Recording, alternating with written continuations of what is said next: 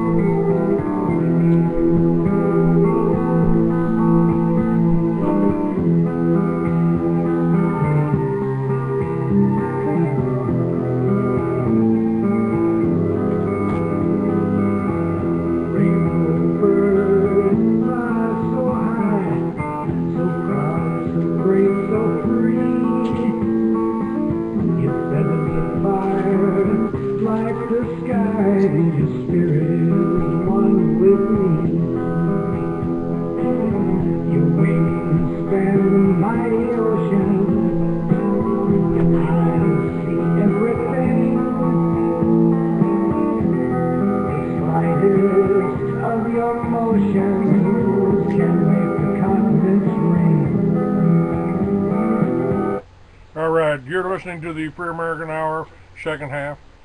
Allan David is my guest today. And, I mean, it just seems to me, I mean, the only thing this does is benefit lawyers. We're fighting amongst each other, and the lawyers are getting paid and getting paid. The lawyers are working for the banks. I mean, anytime anybody comes up with a plan to get around this, they're attacked, they're shot down. They don't want people to have farms. They don't want people to be self-sufficient. They don't want you. Well, we got a neighborhood association, so we can't have wind generators on the roofs. Oh, that would be ugly, and really cut into the profits of the power companies. And the law enforcement that we have, the courts that we have, the judges that we have, all members of a foreign organization. It's called British Accredited Registry. I mean, it looks like a plot to me, but then they've told you that I'm a conspiracy theorist. Well, we don't need any theories. We have no need of any theory. We have all the evidence. I mean, it ain't a theory anymore. It might have been a theory 100 years ago, but there's no question. It's all documented, you know. I mean, if you do some research, you're going to find out that there is no question about it.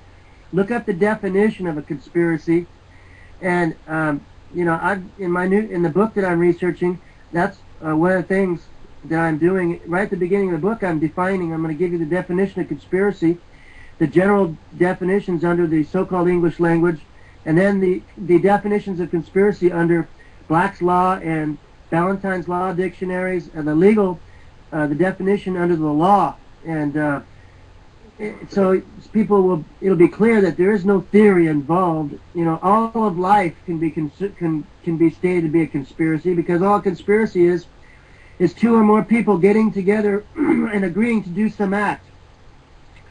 Now, most people, when they hear about the word conspiracy, they think, well, it's a criminal act, you know. But that's only 50% true. There can be conspiracies to do lawful things, and that's what most people aren't aware of, and that's what's going to be in my book too. And you go research. What's the name of your book? Well, it's going to be The Cult of Five: Conspiracy to Control the Future of the World. And I'm also researching several other books. There's probably at least 4 others, and that'll be. There'll be some shows coming up where I talk about it. Me and Mel's Bar and Grill are going to be doing a show on Desert Owls, I think, network, every Monday, starting next Monday. We canceled the first one because she was sick. But I'm going to be going over some of the research that I've uncovered since about 2006. I've been researching this, so it's going on 6 years of research. I've got like over a quarter of a million items in my files on my research for that, and it's all established and proven. They use numerology.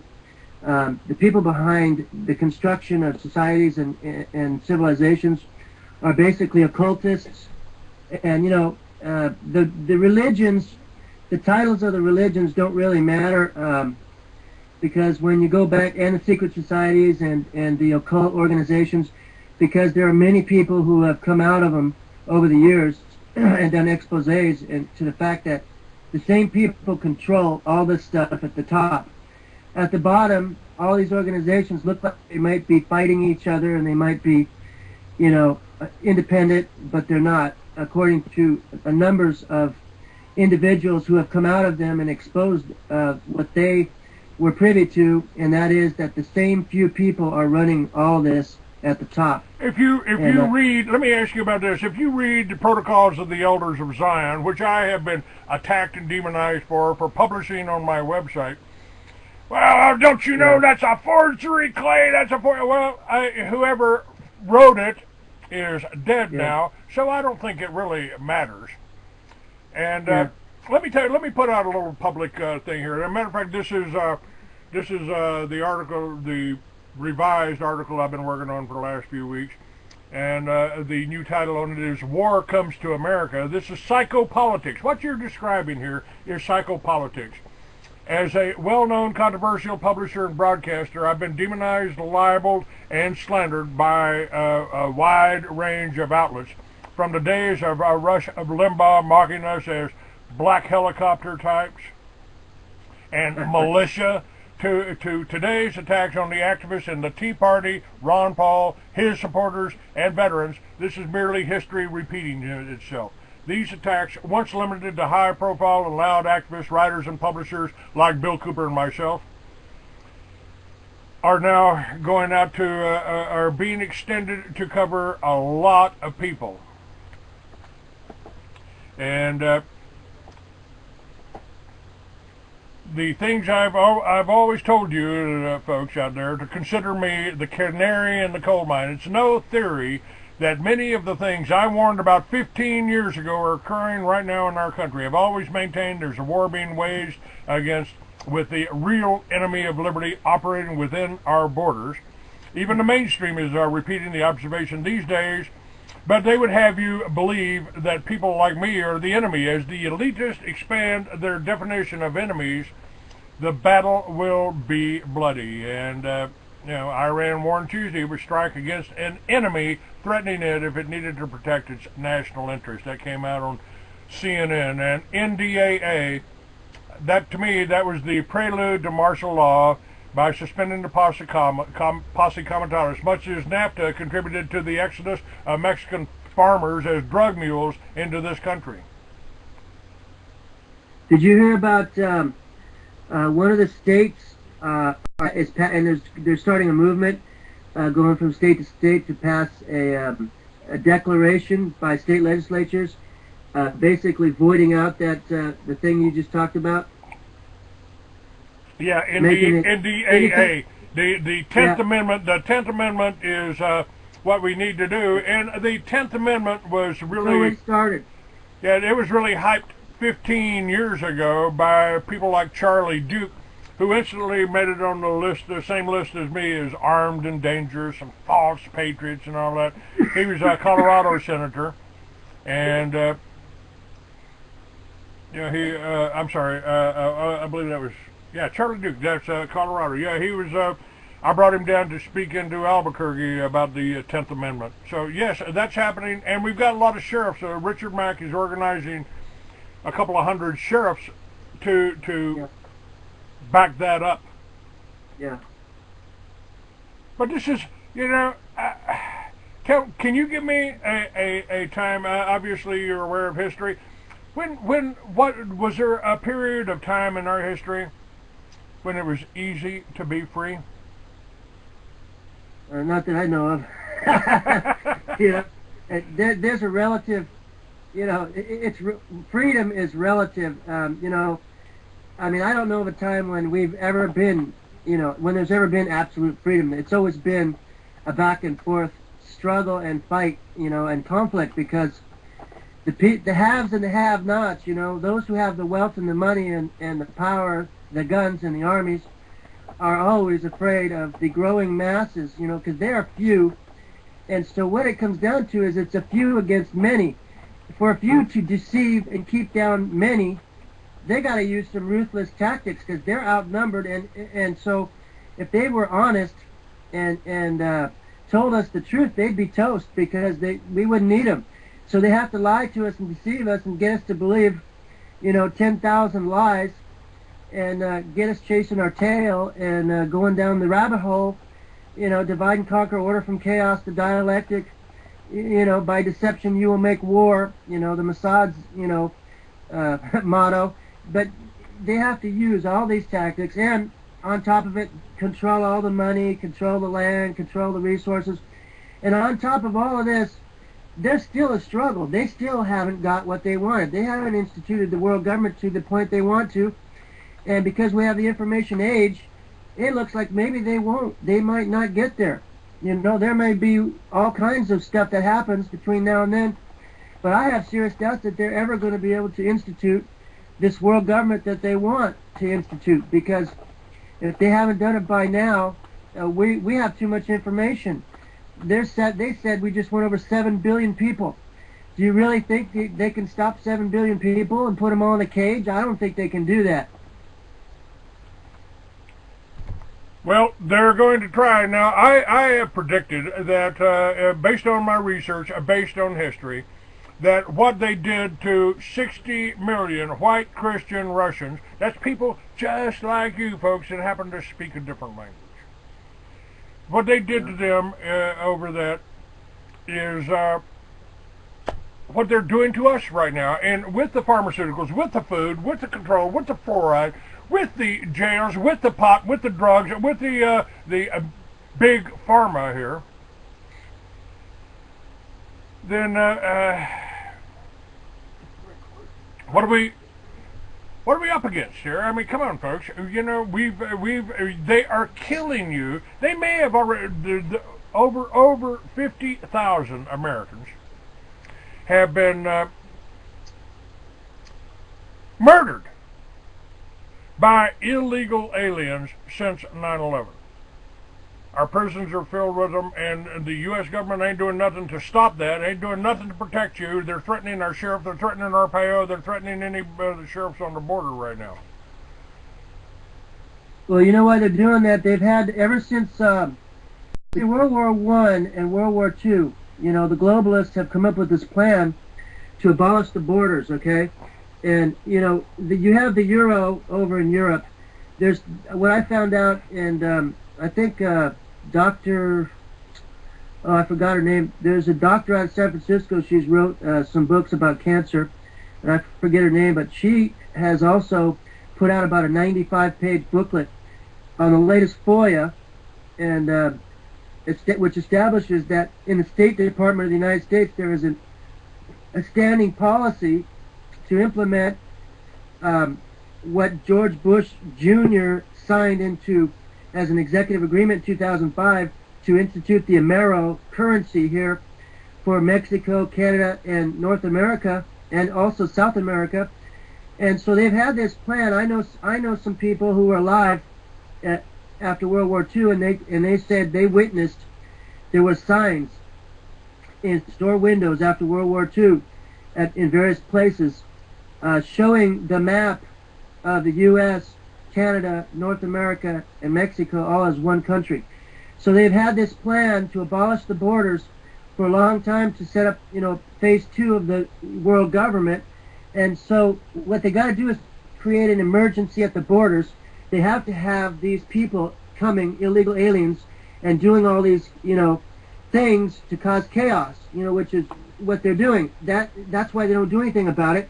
It's part of their plan of the dialectic to abolish the border. Sooner or later, it's going to get so bad that they're going to have to declare this emergency and come back with a solution. And what that solution is, they've been trying to enact, is this currency, this uniform currency that was signed on by George Bush in 2005.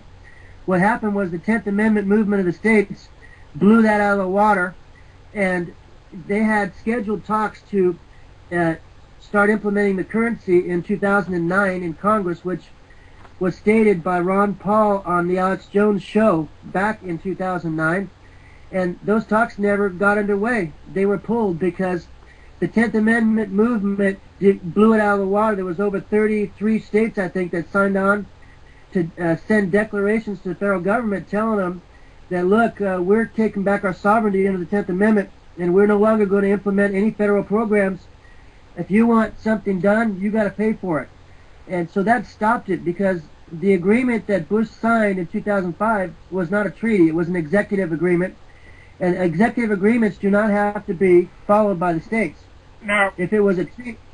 One of my Jewish friends who did a lot in the Patriot movement, mad as hell and ain't going to take it anymore, Aaron Russo, and of course, his latest one that actually made it into some movie theaters. He said in a conversation with Nicholas Rockefeller that the goal was to get everybody injected with this mark of the beast, this chip. And they've had, since he came out with that, they've had commercials on television. George used to forget his medication, but now we've got this little chip right here, and it tells how much he's got, and of course it tells the doctors how much is in his bank account. Yeah. Now this is what I think. I think they've predicted this for 2,000 years in the Bible. It's occurring right now. In the last 10 years, we've had the technology, the internet, and the the ID cards to be able to implement that. And if you don't do what they say, they'll turn your card off. They'll turn your chip off in your hand, and you won't be able to buy or sell without it. I mean, isn't that exactly what is happening here? Isn't that where they're going? It's called HealthLink. And you know, this is your pipeline into your new health care bill, right? You know, this is the way we do it, and you don't have to worry about losing your ID cards anymore. Well, you know, they've had that. The way they tried to get it started was through your pets and animals. They tell you, look, we have these chips for your animals. If they get lost, you can locate them through the satellite. You know, it's really convenient, you know. And, you know, it's the same thing you got on your car. You know, the directional thing through the satellite, you can get directions and tell you where to go. You know, it's computerized. You can have a voice telling you, you know, where to turn right and left and how far to drive. They've got all those things. But that's all done through a chip connection through the satellite. And so they started trying to implement it through, and they do it through farm animals. They have you chip your farm animals and your dogs and all that. And once you get used to that, then they're going to have you, and there's even been families on shows I've seen over the years where they have voluntarily taken the chip for their children. They're saying, well, this is very safe. We always know where our child is. If something happens, we can go right, you know, through the satellite and locate our child. Same thing with your car, you know. So, and there was also information out. I don't know if anybody remembers this, but the guy they got for the Oklahoma City bombing, and they supposedly executed him. Yeah. He had claimed that I think he had a chip. They put a chip in him when he was driving around General Schwarzkopf, but I think he also claimed that bin Laden or somebody or the children of the royal Arab families were also chipped, and that there's been information that all the royals chipped their children, so they all know where they are at all times. Now, isn't that interesting? This is old news. They've been doing this and working on this for a long time. Yes. Yes, nothing new under the sun. And I'm of the opinion, and what I'm working on in my books is that this has been going on a lot longer than recorded history. You know, I think we've been slaves to people on this planet for 100,000 years. Yeah. There's information. If you research the Sumerians and the Sumerian tablets, the Anunnaki, what you'll find out is there's actually been deciphered. They say that there's some stone tablets 6,000 years old. This stuff was written 6,000 years ago, and what it said was the Anunnaki came down 446,000 years ago. And, you know, so that's like 451,000 or 452,000 years ago. These tablets, these 6,000-year-old tablets, say that these gods, or the sons of God, or whatever you want to call them, Anunnaki, came down. Now the Bible talks about the sons of God came down and made it with the daughters of man, There's people who say what that reference is to is actually the Anunnaki in the Sumerian tablets. Well, you know, if those translations are correct, they're saying that these guys came down 451,000 years ago. That's not exactly yesterday. Why do we have human footprints beside dinosaur footprints? Somebody is not telling us something right. You know, the whole theory of evolution is all bullshit. My feelings on this, based on some of the books that I've written over the last 40 years, is that we were actually colonized by interstellar drug dealers, because all the pyramids are in prime dope growing regions. And let's see, what's more valuable than gold? Oh, that would be cocaine or heroin, wouldn't it? I mean, by weight. Chemical, yeah, it's a chemical pharmaceutical. It's the cosmic pharmaceutical connection. You know, we got the medicine from the stars coming. It's that fine dust, you know. Yeah, Manny says those two snakes wrapped around that staff doesn't mean the medical field. you know what's always cracked me up? Because I've never been exactly religious. The Constitution covers that. I don't care what if you want to beat your head against that Wailing Wall, knock yourself out. I'll watch. You know, don't expect me to do it. And if you want to get down on your ass and stick your down on your knees and stick your ass up in the air and pray to Mecca every day, I'll even try to keep the Saint Bernard off of you. You know, that's what the Constitution means to me. But you know, I feel the same way about Christians. Don't ask me to get down on my on your knees with me, because I think all of the religions are about keeping you as happy, subservient slaves. I mean, that's what the religions are. That's what the government is. And the one way around that, and I agree with Starr on this, you know, we just need to be individuals. And what's right for me, if it's right for me, if I can do it, and as long as I'm not hurting somebody else, leave me the hell alone. Yeah, the way I look at it is this, you know, the Bible itself tells you, seek the truth and the truth will make you free. Well, that's all I'm talking about. To me, religion is not necessarily about truth. It's about giving you a belief system. And I don't think God would be religious, you know, since God is an all-knowing, all-powerful being. God has no need of religion. And even Christ in the Bible commands you, therefore, be perfect, even as perfect as your Father in heaven. Now, if you are to be as perfect as your Father in heaven, who is supposedly perfect, all-knowing, all-powerful, that indicates to me you are to seek wisdom and knowledge, not a belief structure, not a faith, but the pure truth that sets you free. You are to be individually free, and you are to be free together as brothers and in harmony with the truth, not this dialectical, you know, let's get as many religious beliefs as we can and let's start some religious wars and arguments, and let's get as many political groups as we can and start some political arguments and wars. And let's just set up all of these different conflicting, you know, interests and continue this continued warfare program forever. That's what they want. They want the war. We're being pushed towards it right now, folks. Now I've come up with answers for this. It's called Liberty Villages, which is basically going back to the foundation of every civilization, the self-sufficient family farm. And I think when I came out with that in my magazine, which was being distributed nationally, suddenly I was in the hospital and being drugged for 3 months. You know, I used to think it was because I blew the whistle on 9/11 and pointed out, and when I referred to it on the air as an exaggerated case of Jewish lightning. Larry Silverstein made a few billion off of that lease that he got from his fellow Jews. And of course, if you talk about that, well, you're anti-Semitic, and that's the worst thing they can try to throw at you, to try to stop any kind of support, any kind of help. Liberty Villages would work if we all worked together the way the Jews work together. Do you hate the Jews, Clay? No, I kind of admire them. If we had our shit together, if us white boys had our shit together like them, we'd own the Federal Reserve, we'd own the Bank of England, we'd own the International Monetary Fund, and you would be free.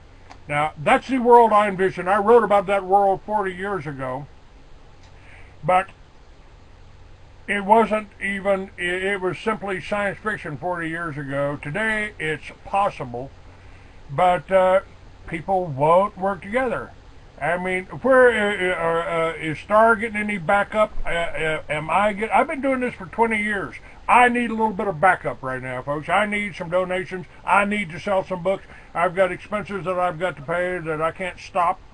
I've cut down to basically the bare minimums. You know, I get a lot better gas mileage than you do, so I don't spend $40 to fill up my ride. But folks, I need some help. I need some people to stand behind me. We need to be able to pass this on. We need to be able to get anybody's home. They have just stolen from you, folks. This is the Federal Reserve is stealing from you, stealing from your children. They want you to think it's normal to pay for that 2,000 square foot box, to pay for that 3 times over your lifetime. There's something got to be wrong with that, and the Bible tried to present that. I think they called that usury in the Bible. That was forbidden. Oh yeah, today it's commonplace, of course, and you know they let the banks just run up the interest when you get a loan.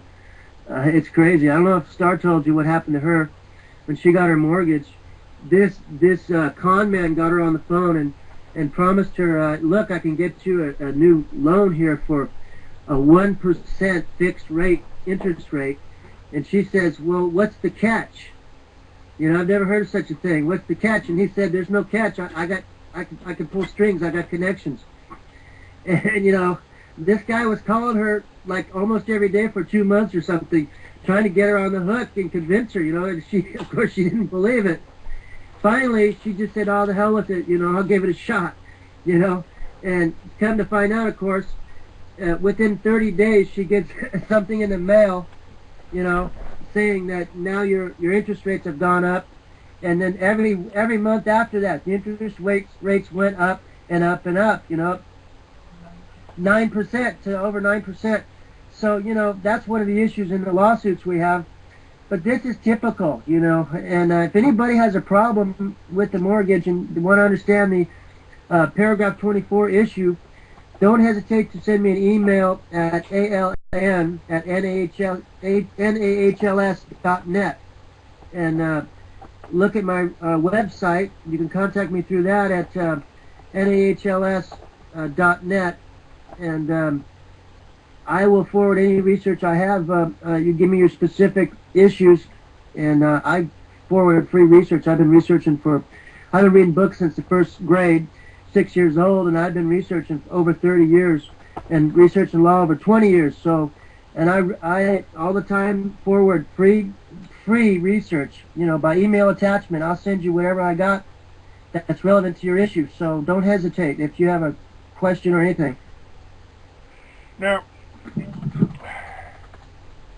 the part of the thing, I mean, I appreciate your research. You will be up on my site for the next month. The links to your page will be up on my site in the next few months.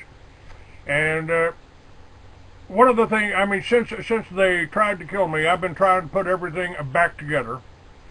And you know, in the interim, I've written a few books. I've got 3 books out right now, and working on a 4th and a 5th. But I've been blocked in libraries. You know, if I go to a meeting here, somebody shows up at the meeting and tries to disrupt it, tries to move the meetings. They get in little corners and you know, Clay was selling that book to raise money for a snitch named Wavos. Are you going to let him come in here? Now, what, you know, how do we, I mean, how do you fight something like that? I've been demonized. Well, you know, he's an anti-Semitic. Oh, you know, he's a racist. Oh, you know, he's a bigot. How do we fight that if we don't have anybody stand up for us? And everybody works the way